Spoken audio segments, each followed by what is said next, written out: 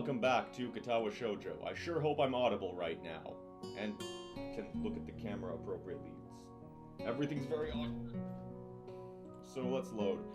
You may notice that there are now only 3 save files. That's because I updated and my old saves were not compatible with the new version, so we're getting 1.3 Katawa. I'm giving you the newest experience. But you can no longer scry what I was doing.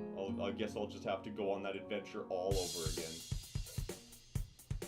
And obviously I stopped at an optimal point.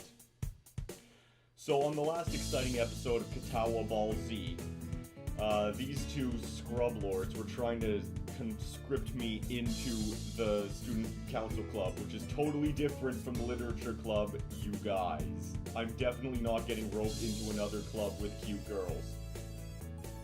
Surely nothing. What could... Just bring out Bubsy for our special guest star. What could possibly go wrong? We are playing Risk. That's right, Risk. Also, there are no longer any pre-check paths. You cannot spy on what I've done in the past. We have to decide here and now how we're gonna handle this. We're playing Risk and she's like, you suck, you're weak, and you're gonna lose. It's a trap! Oh, you're just saying go for the defensive? Sounds like a coward's ploy. I think that it's a dice game, so you can't actually strategize. You can smash or you can hide. Alright, so I gotta vote for playing like a coward. I think attack aggressively. So, is there a tie-break vote anywhere? Everyone thinks it's a trap. Alright, it's a trap. It's just likely that she's trying to psych me out. Looking at the board again, I have a pretty good defense set up, and I'm not gonna wreck it doing something reckless. A few turns later, I lose the game anyway. Now the question is, do you want me to just scroll back and see if you would lose anyway, or should we just wait until like a subsequent playthrough, if it even happens? Yeah, we're gonna find out. Okay. Oh, you cannot do that. Oh, no, I'm allowed.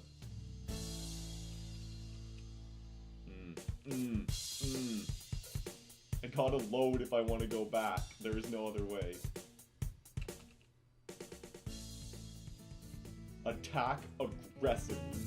She's either really mocking me or trying to trick me. I have nothing else to lose though, so I might as well try something different. Maybe if I spread out my forces and try to control more territories, I can recoup the advantage. She's going to seem to focus on conquering whole nations, so maybe I can sacrifice my hold on continents to gain more small countries. It's worth a shot. A few turns later, I end up losing the game anyways. So that's what I would have gone with, but if in case it affects anything, I'll go with the audience vote. No, she's too good at the game. It's a trap! Do you notice that the music gets louder at this part? Like, is it just me or is this game super loud? Like, look at how low I have the music volume. It's not low enough. It's a really loud game. Shizune adjusts her glasses victoriously and allows herself to tentatively pump a fist in the air in celebration. In fact, I am also going to slash the speakers just for my end. Yes! Oh god. Misha's voice. Is it Monica but higher or Natsuki but lower? It's actually Monica but higher. Hee-chan, you lost when you allowed me to take North America. I mean, Shi-chan, not me. Getting control of North America is ambitious because it provides a 5-army bonus, but you can attack it from 3 fronts, so you must defend them all. I thought you'd have more guts. How disappointing. Ambition, Hee-chan. Your play needs to be more daring. Ambition! Ambition! I like how she's got her grumpy face on with this, while she's lecturing you about how to play Risk. I was really excited when you took South America, but then you switched to playing defensively just because you gained small advantage. That's no good, Hee-chan. You didn't take enough risks, and when you did, you didn't follow through. That's terrible, Hee-chan. Damn, what's a terror if I played too carefully? Just don't need to rub it in my face. Oh no! It's happening! We're getting Doki Doki'd already. I wonder if you'd even be any good for the student council. What's this, reverse psychology? I guess I don't have to worry about joining or not in that case. Giving up just like that? I expected more of you. Seriously, is Shizune trying to taunt me into joining the council? Besides, I don't even want to join. It's only my second day. I can't make that kind of commitment. I haven't even taken a look at any other clubs yet. And these two, they're a little weird. Fine, I'll consider joining the council, but I want to take a look at the clubs before I decide. Really, Hichan? You're not just saying that to make us feel better? Yeah. I'm just not sure that I want to.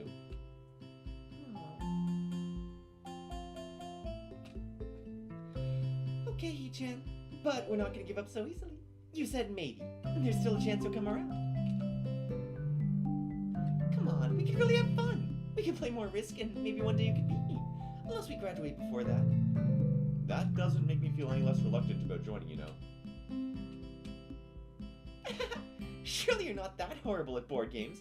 Maybe we can play a game you know then, to give you a handicap. I might have said that just to make you feel better, after all. Oh, that's cold, Hichan. I take a glance at the clock on the wall and realize I've spent far longer playing Risk than I expected. Yeah, that game takes way too long. Sorry, I think I have to go. I wanted to go to the library. It's not closed yet, is it? Shizune scratches her head and gestures at Misha. How hard can it be to determine whether the library is open? There's a clock right there on the wall. It should be, unless the librarian is absent. I think you're right, Hichan. I probably should have reviewed the footage to remember what Misha's supposed to sound like. We think the library is open. It's on the second floor. Can't miss it. Do you want us to show you where it is? No thanks, it's okay. See you tomorrow. Bye-bye. Hey, wait, is that a different painting? Do they just have like the same hall over and over again with different paintings? Because that's creepy. One flight of stairs up and I run into problems. The second floor hallway is a carbon copy of the third floor one. Yeah, it is a different... wide, of course, and plain, like only hallways can be. The problem is that the library's whereabouts are not as easily determined as one would think. The classrooms are marked with signs stating which class they belong to, but then there's a plethora of other unmarked rooms. Is the library one of them? Or is it just somewhere down the hallway? I bet on the ladder and choose my direction at random. After I turn around the corner, an unmarked door draws my attention because it's not closed. It's not open either, though. Just barely ajar so that I can see it's open and nothing else. It would make sense for the library door to be invitingly open, and while this one is not quite that, it's good enough. At the very least, it means someone is inside and I can ask for directions, no matter how embarrassing that is. I gingerly push on the center of the door with my fingertips, every muscle in my arm ready to pull back at a moment's notice. Yeah! The feeling of being an outsider to the school can't be shaken from my mind, so much so that I instinctively fear doing something wrong by entering. Oh god, that was spooky. The door slowly creaks as if groaning from a deep sleep, though it is much easier to open than I anticipated. Leaning over and poking my head even further inside to gain sight of the room as fast as possible, the meek hello on my lips is quickly snatched away. Any guesses what's behind door number 1, kids?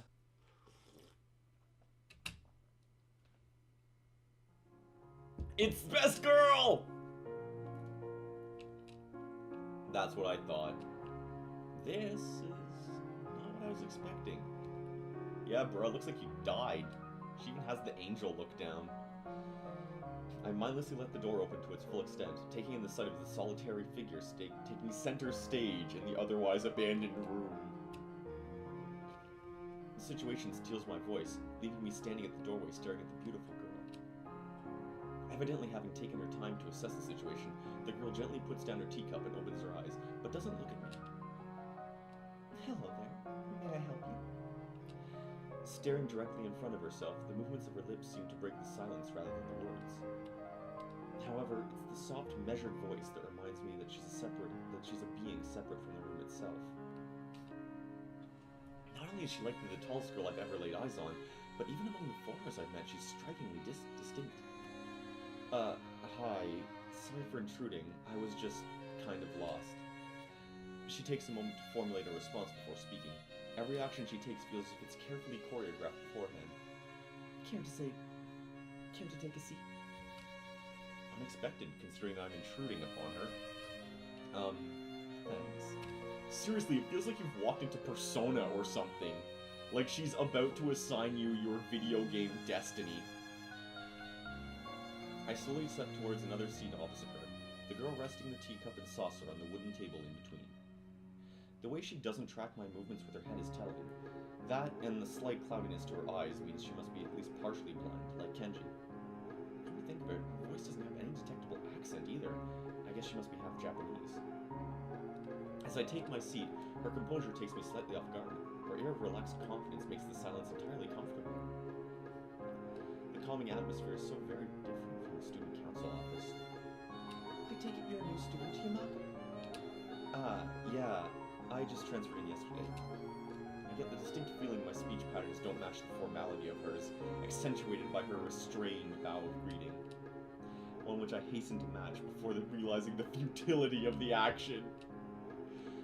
I'm Lily Sato. Pleased to meet you. Hisao Nakai. Hisao gets his own name wrong, it's canon now. I hope I'm saying Lily's lines loudly enough.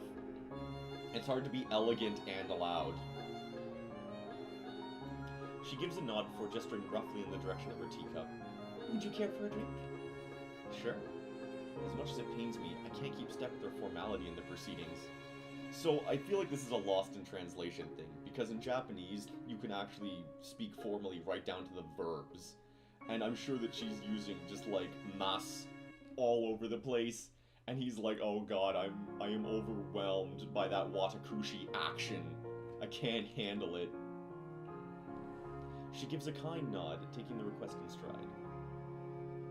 Without another word, she steps off the chair and prepares a second cup of tea from a collection of supplies laid out along a shelf.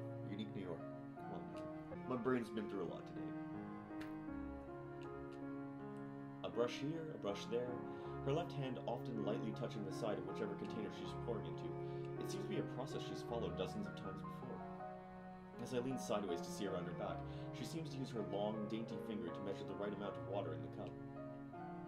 It's one thing to see the different disabilities the students in my class have, but it's quite another to see how everyone seems to adapt. Shizune and Misha have no problem working together to communicate to me, and Lily herself seems to have workarounds for problems I'd never thought of. While I feel slightly guilty about her doing the work, she seems pleased to be following the correct process of the offer of preparing the drink. So, her soft voice brings me out of my silent observance. which room are you looking for? It's not often this classroom is visited after school. The school library. Shizune and some classmates told me it was on this floor. She finishes pouring water into the teacup as she nods, a small metallic tapping coming from the teacup indicating it is being stirred. I'm aware of Miss Hakamichi, as are most students. To be with them means you're in class 3-3, no? That's right, in the science room with Muto. She gives a small giggle before setting down the teaspoon and slowly walking towards the table, teacup and saucer in hand. He's quite a character. I imagine you'll come to like him. Most do. As she sets down the tea, I just realized that now I have like two versions of Monica. I have Natsu Monica, and I have Monica, but she's not a bitch. That's what our cast list is so far. We now have more Monica than actual Doki Doki. Where do you get off looking like a cool guy there, Hisao? Look at you, Mr. Polygon. As she sets down the tea, I gently take it and have a sip. I'm really more of a coffee person, but this seems like a rather bad moment to bring it up.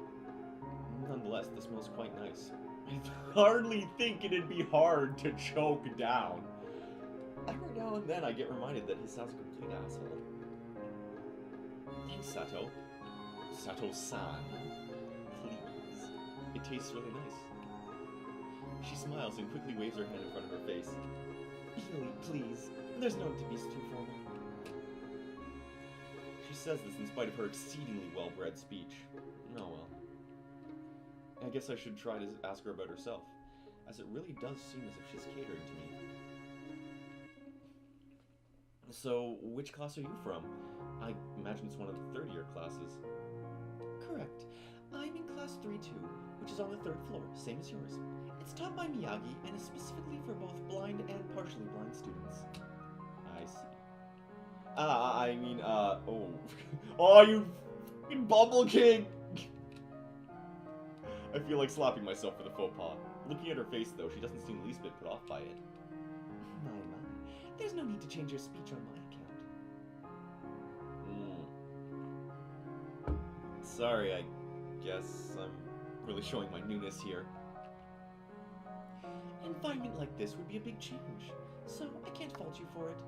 While the same can't be said for everyone, many have come to terms with their conditions. A category which would include her, it seems. All too ready to jump ship from this particular topic, I seg into another. Do you drink tea? I wanted to screw it up to make him look like even more of an idiot, but I screwed up screwing it up. Do you come here to drink tea often? It's a really nice place. Like, I like that giant crack in the wall. That's ornate. Thinking on it, this might be her version of the place behind my school that I like to have lunch at. I come here fairly often during lunchtimes. My duties as class representative don't leave enough time for an official club, so a friend and I use this room for having tea. Class representative, huh? Compared to Shizune, her mannerisms seem to be almost completely opposite. While Shizune's blunt and fiercely driven, really seems relaxed and calm, almost aloof. Come to think of it, she might be useful for a less biased view of the school's clubs. What kind of clubs are there to join? The more popular ones are the track and field club, which uses the field near the school during lunchtimes, the baseball club, and the book club in a room near the library. There are also numerous small ones too, though, such as the art and music clubs. At a time when I'm just wanting to get on my feet, rushing into a club right away seems slightly unappealing. I wonder if the school shares the same rules as my old one. Is it compulsory to join a club? It isn't, though it is encouraged. Good. That's a relief. I've really let my guard down around this girl to let such a thing slip out. The fact seems to slightly amuse her. Not wanting my tea to get cold, I finally start drinking it as Lily does the same.